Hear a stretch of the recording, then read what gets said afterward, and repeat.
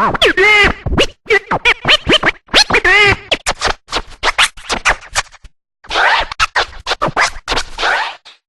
you may know, this is my last evening anchoring Special Report. I'll be back in the new year in a new capacity. More about that later. But first, join me in watching something the staff here put together. I, like you, will be seeing this for the first time. Turn to the Christian faith, and you can make a total recovery and be a great example to the world. Now, on Fox News Sunday, you got into a subject that was pretty interesting. It's non-political. It's a social embarrassment for Tiger Woods. And you said this about Mr. Woods. Roll the tape. He's said to be a Buddhist. I don't think that faith offers the kind of forgiveness and redemption that is offered by the Christian faith. So my message to Tiger would be, Tiger, turn to the Christian faith, and you can make a total recovery and be a great example to the world. Was that proselytizing? Once religion takes hold in a society, it can't be stopped. I don't think so. I mean, look, Tiger Woods is somebody I've always rooted for as a golfer and as a man. I've greatly admired him over the years, and I always have said to people that it was the content of his character that made him, beyond his extraordinary golf skills, so admirable. Now we know that the content of his character was not what we thought it was. He is paying a frightful price for these revelations. My sense is that he has basically lost his family. And there's a lot of talk about the endorsements he's lost, but that pales, I suspect, in his mind with what he's lost otherwise. And my sense about Tiger is that he needs something that Christianity especially provides and gives and offers, and that is redemption and forgiveness. And I was really meaning to say in those comments yesterday more about Christianity than I was about anything else. I mentioned the Buddhism only because his mother is a Buddhist, and he has apparently said that he is a Buddhist. I'm not sure how seriously he practices that, but I think that Jesus Christ offers Tiger Woods something that Tiger Woods badly needs. Now, if he does go that route, then he would be accused of, remember in the Bill Clinton years when he got in trouble, he had the Bible and Jesse Jackson, and they were praying, and, wouldn't Americans... Yeah, but that's true, Bill, and that wasn't the first time. Remember Chuck Colson, who was one of the leading lights of Watergate, if you will. But he made a true conversion. He did, and what I'm saying is if Tiger Woods were to make a true conversion, we would know it.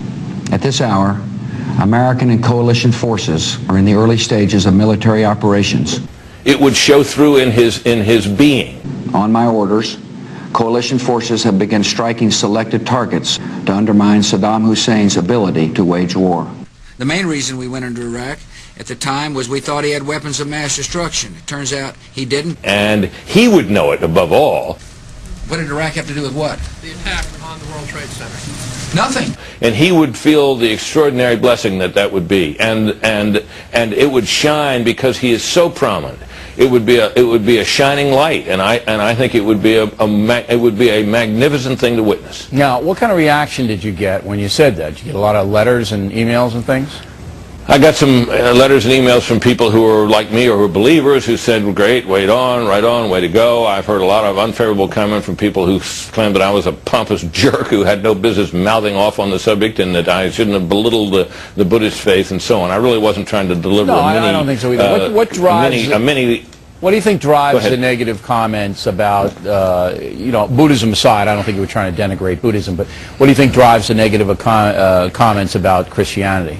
It has always been a puzzling thing to me. The Bible even speaks of it. That you speak the name Jesus Christ, and I don't mean to make a pun here, but all hell breaks loose, and it has always been thus. It is explosive.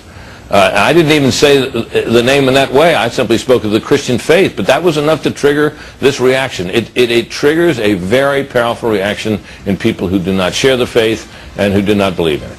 Does bin Laden, does Abu Musab al-Zarqawi pray to the same God that you and I do? I think they pray to a false God. Tiger Woods will recover as a golfer.